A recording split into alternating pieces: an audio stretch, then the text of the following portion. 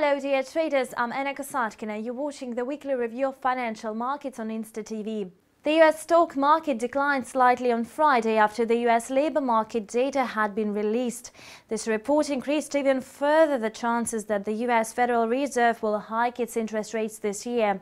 A rise in interest rates can encourage capital outflow from the stock market and higher loan costs for companies. The Nasdaq Composite added 0.2% on Friday, reaching 5,068.46 and ended the week with less than a 0.1% loss.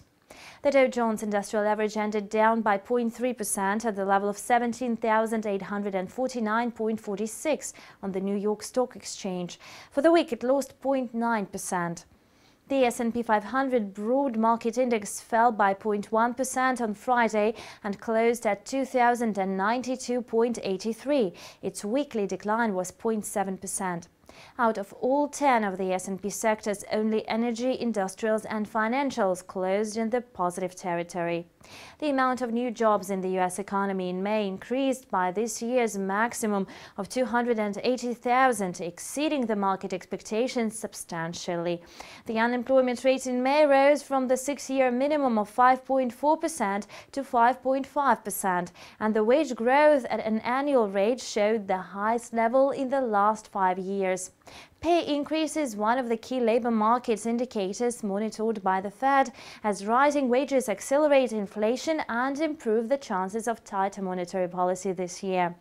The key European stock market indices declined substantially after Greece's refusal to make the next debt payment to the IMF that was planned for June the 5th and was to exceed €300 million. The Greek authorities intend to bundle all the June payments into a single lump sum of over €1 billion due by the end of this month.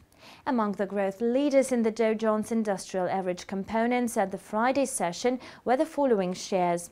The JP Morgan Chase & Company shares that increased by 1.09 points or 1.64% closed at $67.42 per share. The stocks of financial companies were rising against the expectations of additional yields brought by the interest rate hike. On the downside, Verizon Communications took over leadership in decline. Their shares fell down by 0.87 points or 1.81%, closing at $47.23 per share. The coming rate hike by the central bank has put downward pressure on the telecommunications and utility companies paying the dividends.